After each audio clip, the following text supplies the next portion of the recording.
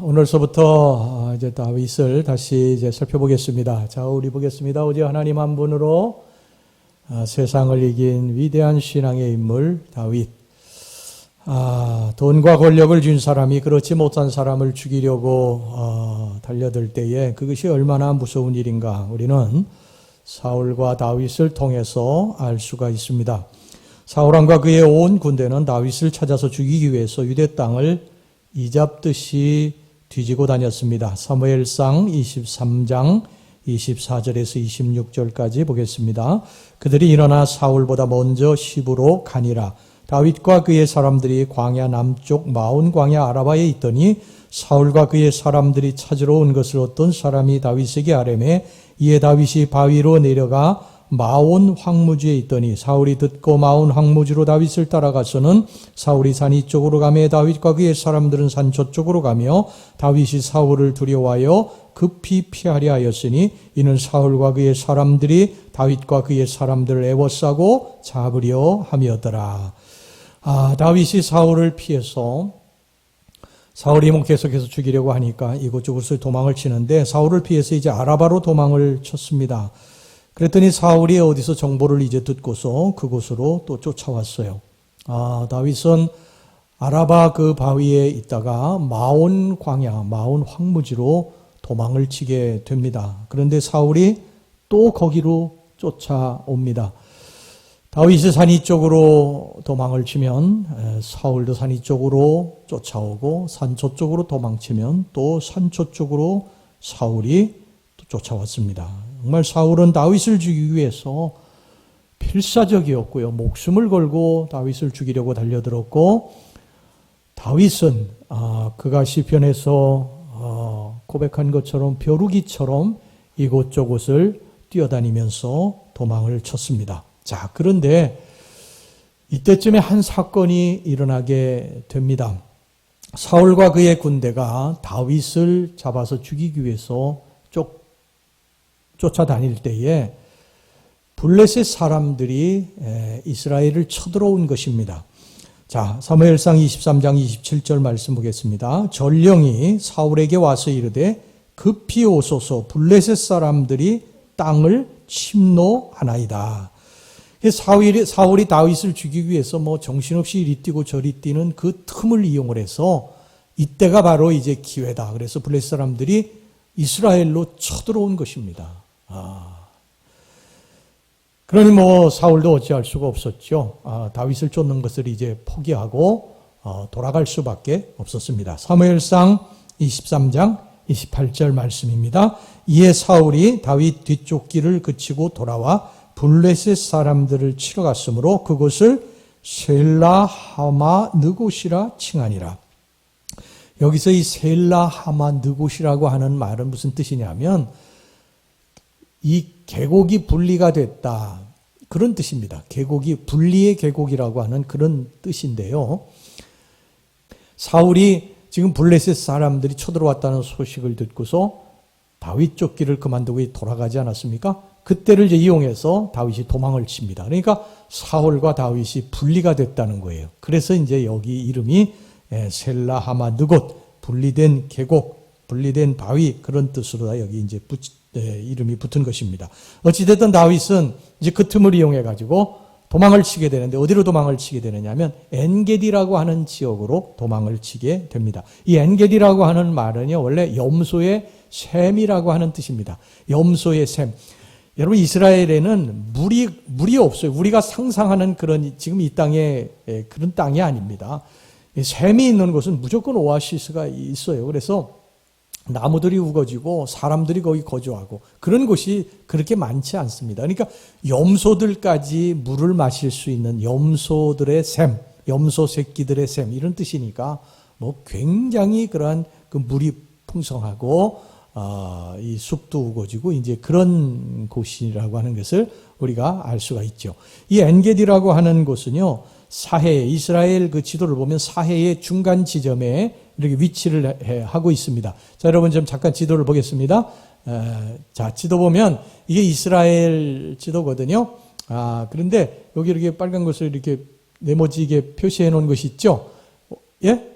예, 오른쪽에 이제 이렇게 파랗게 보이는 게 거기 사해입니다. 사해. 그 위쪽으로 쭉 올라가면 이제 거기 그 갈릴리 호수가 있고요. 갈릴리 호수에서 물이 이게 쭉 내려와 가지고 사해로다가 이제 모이고, 그리고 사해에서는 이제 끊어지게 되죠. 그래서 사해가 이제 죽은 바다라고 그렇게 부르는데, 그 사해의 서쪽에 이 엔게디라고 하는 곳이 있는데, 그 엔게디라고 하는 곳은요, 정말 오아시스, 물이 막 펑펑 나는 그런 곳입니다.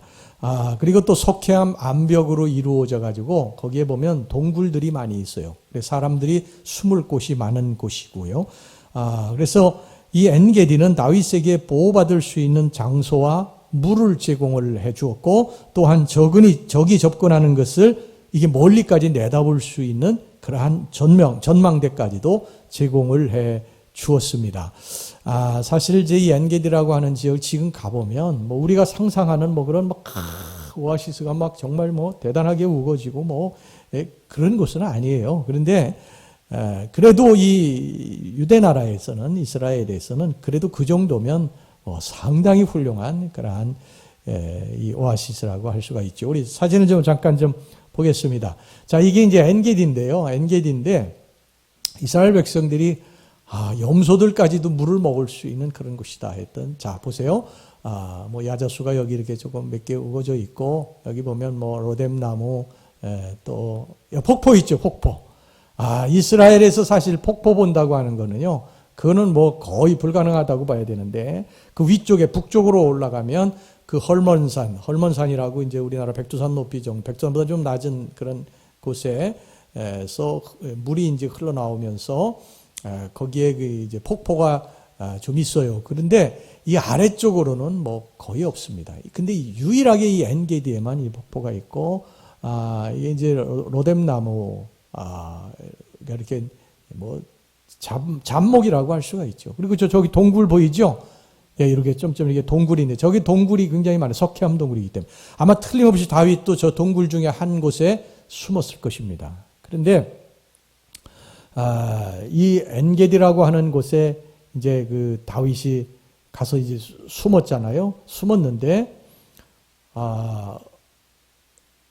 이 사울이 블레셋이 쳐들어왔다는 소식을 듣고 가서 블레셋을 이제 물리치고 다시 이제 다윗을 쫓기를 시작을 합니다. 다윗을 쫓기를 시작을 하는데, 다윗이 어디 있는가 하고 이제 알아보았는데, 어떤 정보원이, 어떤 사람이 다윗이 엔게디에 있다고 하는 것을 알려주었어요. 그러니까 뭐 사울의 그 권력, 부, 여기에 그 빌붙어 사는 사람들이 뭐 얼마나 많이 있습니까? 그러니까 사울이 다윗을 죽이려고 하는 것을 알고 다윗이 어디 있는가 정보를 갖다 팔아먹고 돈을 받는 그런 사람들이 엄청나게 많았던 것이죠. 그래서 이 다윗이 어디 있다고 하는 것을 이제 엔게디에 있다고 하는 것을 알려주었어요. 뭐 사울이 군사들을 이끌고 그리로 간 것이죠. 여러분, 유대 나라에는요, 이 숨을 곳이 없습니다. 자, 1절 보겠습니다. 1절 말씀. 자, 사울이 블레셋 사람을 쫓다가 돌아오며 어떤 사람이 그에게 말하여 이르되 보소서 다윗이 엔게디 광야에 있더이다 하니, 그래, 다윗이 엔게디 광야에 있다고 하는 것을 이제 듣고서 그리로 이제 쫓아가게 되는데, 제가 전에도 말씀드렸지만, 우리나라에는 지금 뭐, 이 산이 70% 아닙니까? 그래서 어디를 가든지 산이 있어서 참 아름답고, 그런데, 유대 나라에는 전부 광야예요. 광야이기 때문에, 어디 사람이 숨을 곳이 없어요. 수풀도 없고, 나무도 없고, 나무도 아까 있다고 하는 것이 거의 그런 뭐, 로뎀나무 이런 잡목 같은 거, 에셀나무 뭐 조금 우거진 거, 그런 나무뿐이지 우리 같이 그렇게 뭐 아름드리 나무가 있는 것이 아닙니다. 그러니까 숨을 곳이 도저히 없는 거예요. 동굴이라고 하는 것도 몇 개 있지만 동굴만 몇 개 수색하면 금방 잡을 수 있으니까 도저히 뭐 잡을 수가 없어요. 자, 여러분, 유대 나라라고 하는 것을요 우리가 좀 봐야 되는데, 좀 광야, 유대 광야 잠깐 좀 보겠습니다. 유대 광야. 여러분, 이게 유대 광야입니다. 유대 광야. 자, 보세요. 이게 유대 광야인데, 유대 광야 위에 서서 이렇게 보면은요, 사람이 지나가는 게 다 보이지 않습니까? 그리고 저기 어디에 사람이 숨을 곳이 있겠어요? 더군다나 사울은 지금 다윗을 죽이기 위해서 군대를 얼마를 동원한 것입니까? 몇 명을 동원했어요? 성경에. 예? 성경에 여기 다 나와 있잖아요. 3,000명, 3,000명. 3,000명이라고 하는 이 엄청난, 3,000명이면 군대에서 얼마나 됩니까? 연대보다도 훨씬 많은 거예요? 그 많은 이 군인을 동원해가지고 이 다윗을 잡기 위해서 뭐 이잡듯이 엔게디를 찾고 다녔던 것입니다. 여러분, 엔게디 실제로 지금 가보면은요, 그렇게 크지 않은 곳이에요. 3,000명이 흩어져가지고 엔게디에서 사람 하나 찾는 건 그거는요, 식은 죽 먹기입니다. 다윗은 지금 백척간두에 있습니다. 다윗의 운명은 지금 백척간두에 있습니다. 그런데 여기서 이상한 일이 하나 일어나게 됩니다. 갑자기 사울이 이 다윗을 쫓다가 용변이 매렵게 된 것입니다. 그러니까 뭐 다윗의 이제 왕의 채통상 길거리에서 이제 뭐 용변을 볼 수는 없으니까 동굴 속으로 이제 찾아서 들어가서 거기서 용변을 보려고 찾아 들어간 거예요. 그런데 하필 그 용변을 보러 들어간 동굴이 다윗과 그의 부하들이 숨어있던 동굴로 기어 들어간 거예요. 그러니 여러분, 다윗 편에서 보면 이게 절호의 기회죠. 사울을 죽이고 이제 그 지긋지긋한 사울이 그 쫓아다니는 거기서 벗어날 수 있는 하나님이 주신 절호의 기회입니다. 부하들이 쾌재를 부릅니다. 부하들이. 대장님, 하나님이 주신 기회입니다. 하나님이 주신 기회. 어서 이 다윗을 칼로 베십시오. 죽이십시오. 그리고 칼을 이제 사울에게 주지요. 자, 오늘 여기 본문 3절 말씀 보겠습니다.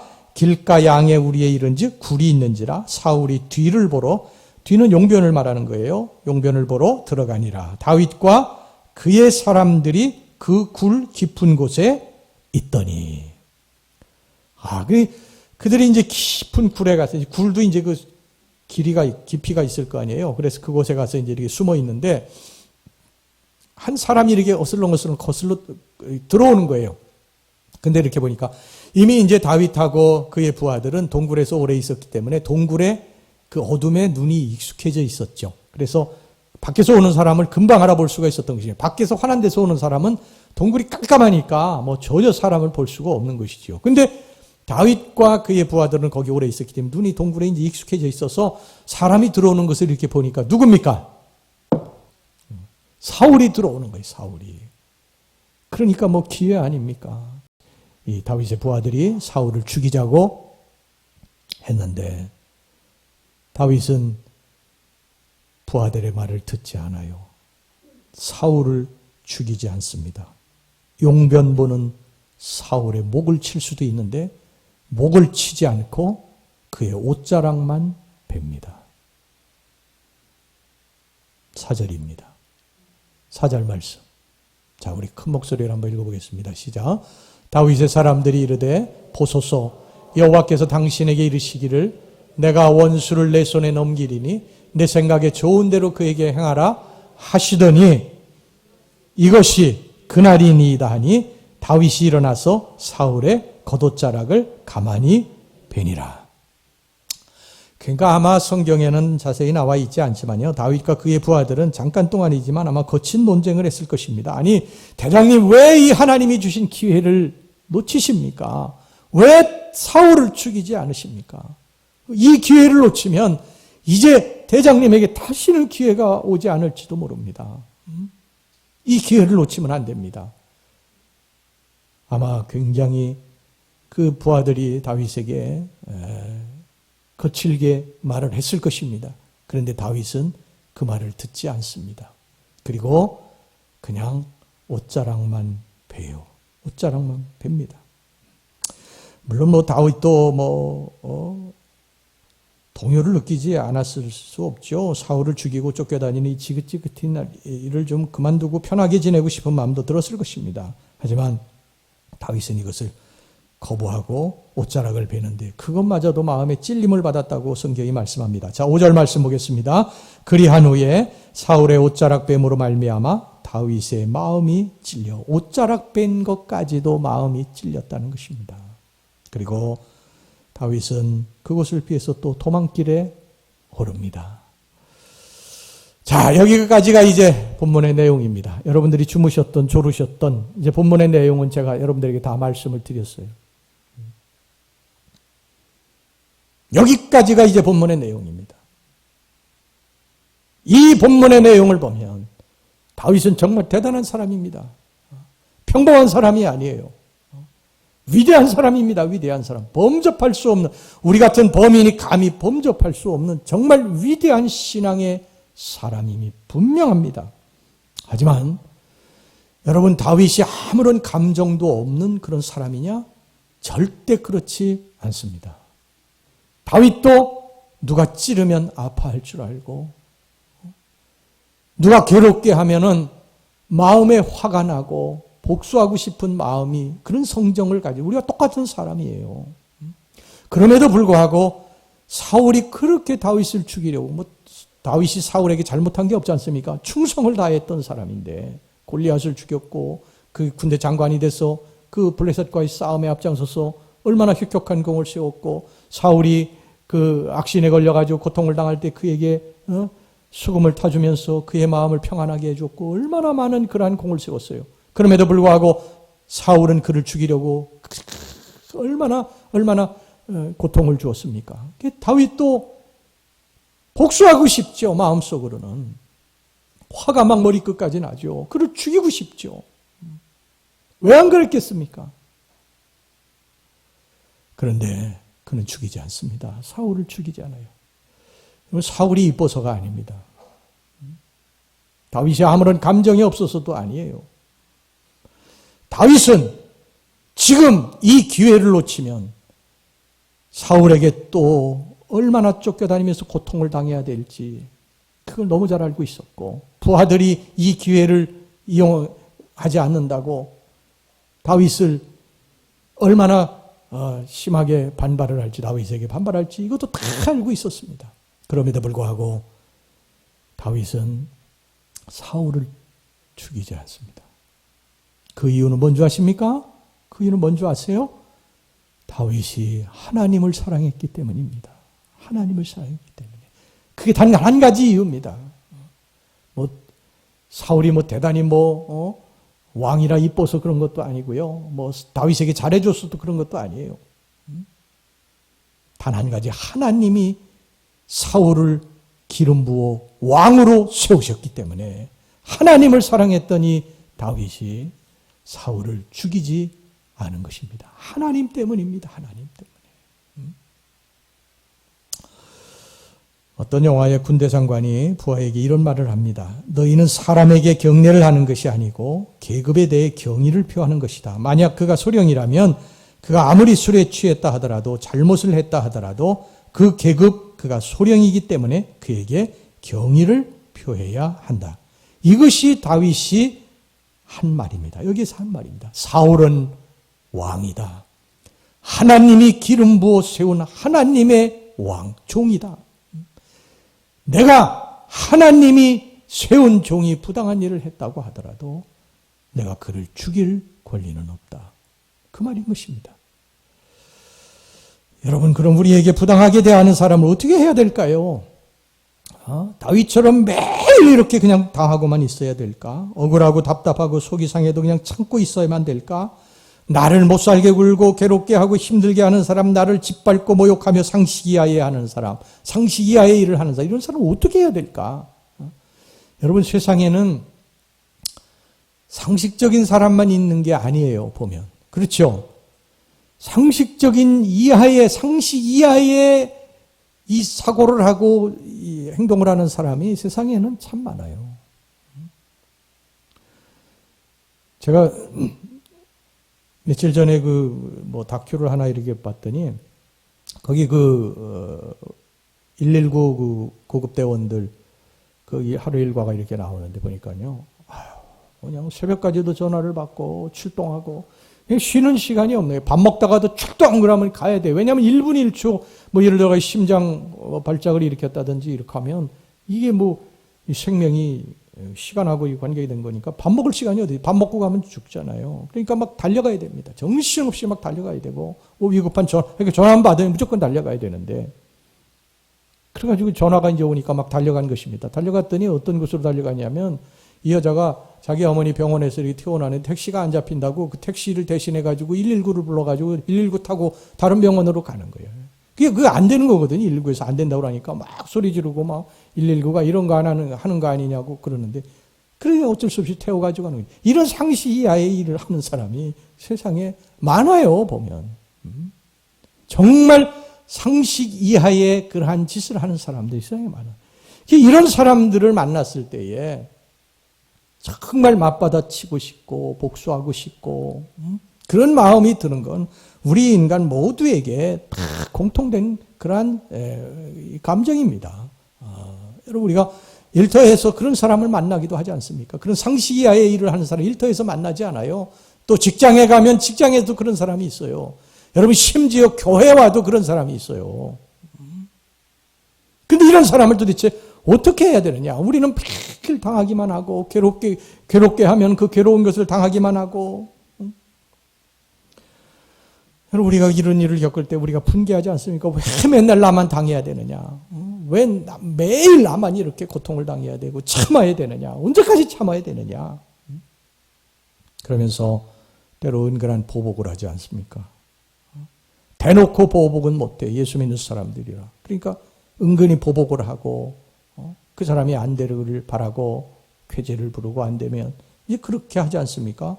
우리는 이것을 정당하다고 이야기합니다. 마땅하다고 그래요. 그 사람이 나한테 한 것에 비하면 이거는 정당한 것이다. 마땅한 것이다. 그렇게 생각을 하는데 그런데 주님은 그렇게 말씀하지 않으십니다. 그거 하지 말라고 그러십니다. 하지 말라고 그래요. 여러분 왜 하지 말라고 하신 줄 아십니까? 그것은 그 사람이 이뻐서가 아니에요. 그 사람이 마땅히 벌을 받을 만한 일을 하지 않아서도 아니에요. 그것은 우리 때문입니다. 우리의 손에 피를 묻히지 말라는 것입니다. 우리의 손에. 저 사람에게 보복을 해서 복수를 해서 내 손에 피를 묻히고 죄짓지 말라는 거예요. 그래서 복수하지 말라는 것이지.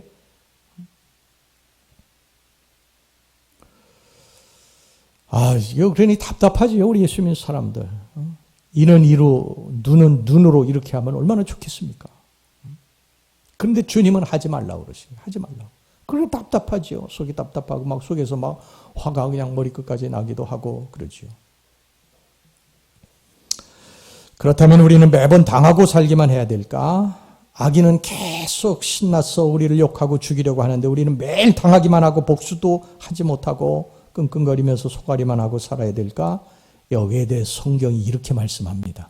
자, 로마서 12장 18절에서 21절까지 성경이 뭐라고 말씀하는지 이 말씀 우리 같이 한번 읽어보겠습니다. 시작. 할 수 있거든 너희로서는 모든 사람과 더불어 화목하라.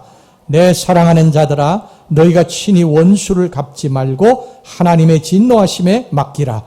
기록되었으되 원수 갚는 것이 내게 있으니 내가 갚으리라고 주께서 말씀하시느니라. 내 원수가 줄이거든 먹이고 목마르거든 마시게 하라. 그리함으로 내가 숯불을 그 머리에 쌓아 놓으리라. 악에게 지지 말고 손으로 악을 이기라. 이게 답입니다. 이게 답. 이게 복수하고 싶은 마음을 품은 우리들에게 들려주시는 하나님의 말씀입니다. 너희들이 복수하지 말라는 거예요. 너희 손에 피를 묻히고 죄짓지 말라는 것입니다. 그러면 복수는 누가 하신다는 겁니까? 하나님이 하신다는 거예요.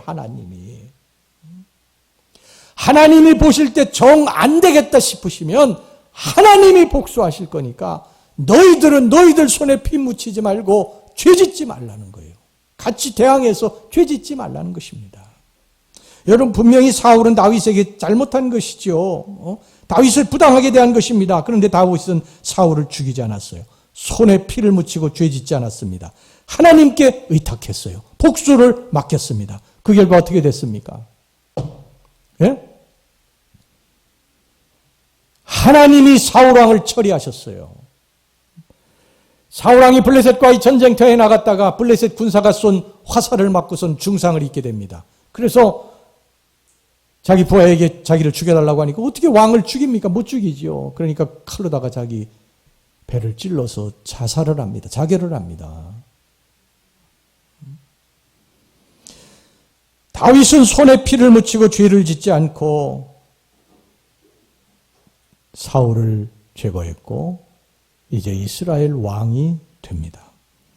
다윗이 만약에 복수했다라고 한다면요, 뭐 다윗의 부하들이나 가족 형제들은 박수를 쳤을지 모르겠어요. 그런데 다윗 본인은 주의 기름 부음 받은 종을 죽였다는 마음의 고통을 평생토록 안고 살아야 될 것이었고 아마 하나님이 이런 다윗을 왕으로 세우지 않으셨을 것입니다. 하지만 다윗은 사울을 하나님께 맡겼고 하나님은 악한 사울을 처리하셨습니다. 그리고 다윗을 높이셨습니다. 여러분, 이게 하나님이 하시는 일인 줄로 믿으시기를 바랍니다. 하나님이 하시는 일이에요. 그러니까 여러분들 중에도요, 개인적인 상처받고 그 상처 준 사람의 약점이 드러나기만을 노리면서 복수할 기회를 찾고 있는 분 계시면 포기하세요. 그리고 하나님께 의탁하시기 바랍니다. 난 내 손에 피 묻히지 말고요, 같이 막 보복하면서 피 묻히지 말고 하나님 앞에 그건 맡기시고, 여러분 사람에게 보복하려고 하고 그 기회를 노리려고 하고요, 같이 칼을 들고서 찌르려고 하면 내 마음에 뭐가 사라지는 줄 아세요? 평강이 사라집니다. 기쁨이 사라지게 되는 거예요. 하나님의 은혜가 떠나게 됩니다. 하나님 그걸 원치 않으시는 거예요. 우리 속에 평화, 너희들 서로 화목하라고, 평화하라고, 기쁨, 감사가, 은혜가 넘치라고 우리 주님이 늘 말씀하시니까, 여러분 우리가 형제들하고 막 싸우고 막 보복하려고 하고 언제 내가 나도 찌를까 막 이런 생각하는 사람의 마음에 평화가 있을 리가 없죠. 그러니까 우리는 그 하나님 앞에 맡기자는 것입니다. 하나님 앞에 맡기면 나중에 하나님 다 처리하십니다. 할렐루야. 여러분 하나님 다 처리하세요. 여러분 용서받기에 합당하지 않은 사람이 있어요. 어떻게 보면 세상에. 아까도 좀 말씀드렸습니다만 이렇게 경우 없는 사람들, 상식 이하의 사람들이 있어요. 그런데 그런 사람들을 용서했다고 해서 결코 후회하지 않습니다. 정말 우리들이 후회할 일은요, 용서하지 못하고 우리도 같이 칼로 찔렀을 때 그게 평생 후회할 일이 되는 것입니다. 여러분 예수님이 이 땅에 오셔서 얼마나 많은 사람들에게 배신을 당하셨고 버림당하셨어요. 그의 가장 가까운 가룟 유다 그 은삼시에 팔리셨고 베드로에게 버림받으셨고 나머지 제자들이 다 배신하고 또 도망쳤지 않습니까? 근데 예수님께서 십자가에 달려 돌아가실 때 뭐라고 하셨어요? 아버지, 저들을 용서하옵소서. 이게 주님이 행하신 일이에요. 우리 예수님의 제자들 아닙니까? 예수님의 제자들은 예수님이 걸으셨던 길을 가야 됩니다. 어쩔 수가 없어요. 이건 우리들의 숙명이에요. 우리가 그 길을 걸어가지 않는다고 한다면 우리 예수의 사람들이 아니 예수와 상관없는 사람들이에요. 그냥 하나님 축복만 받으려고 오는 사람들이 예수님이 걸으신 십자가의 길을 외면하는 사람들이기 때문에 여러분 우리 예수 사람들 아니죠. 예수님이 걸으셨던 길을 걸어가야 돼요. 근데 이 길은 십자가의 길입니다. 굉장히 힘들고 어려운 길이에요. 그래도 이 길을 가야 됩니다. 이 길을 가야 돼요. 하나님 앞에 복수하고 싶은 사람을 맡기셔야 됩니다. 맡기셔야 돼요. 그리고 화평해야 됩니다. 그러면 하나님이 해결하실 줄 믿으시기 바랍니다. 두 사람을 화목하게 하시든지 어떻게 해결하시는 줄 아세요? 두 사람을 화목하게 하시든지 아니면 하나님이 그 사람 처리하십니다. 사울왕처럼 처리하세요. 하나님이 그렇게 하십니다. 제가 목회 여성에서 그런 거를 정말 많이 경험합니다. 하나님이 처리하셔. 하나님이. 그래서 우리는 하나님 앞에 기도하고 화평을 유지하면 됩니다. 물론 저 속에서 화도 나고 분노도 나오죠. 그러나 그 하나님 앞에 가서 이러는 거예요. 하나님. 여러분 다윗의 시편을 읽어보면요, 다윗이 막 여러분 시편 109편 같은 경우 보면 막 그냥 온갖 저주를 다 퍼붓습니다. 야, 어떻게 이런 시를 썼을까 할 정도로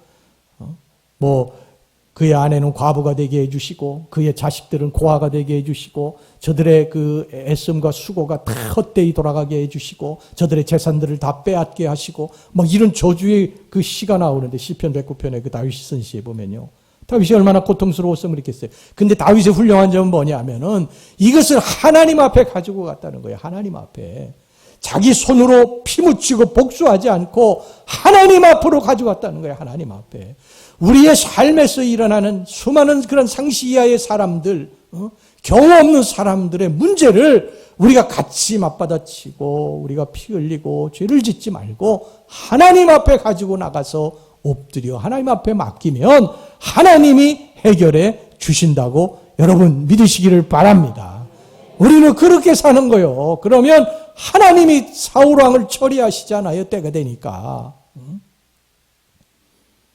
하나님이 처리하시는 하나님이. 그러니까 복수는 내가 할 것이라고 주님 말씀하시지 않았어요. 로마서 12장에. 그러니까 우리는 그저 화평합시다. 할렐루야.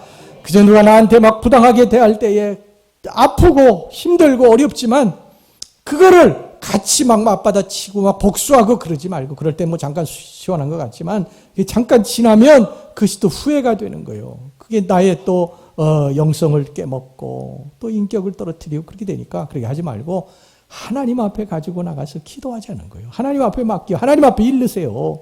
우리 아이들이 막 밖에 나가가지고 막 얻어맞고 들어오면은 막 일르지 않습니까? 엄마, 아빠, 아무개가 나를 때렸어. 그러면 엄마, 아빠가 나와가지고 그 문제를 해결해 주잖아요. 우리 하나님 앞에 나가서 기도하자는 것입니다. 할렐루야! 이것이 여러분 복수하고 싶은 마음이 들 때에 해결할 수 있는 비법인 것을 오늘 여러분들과 같이 은혜를 나눴습니다. 우리가 이렇게 살아가며 승리합시다. 할렐루야!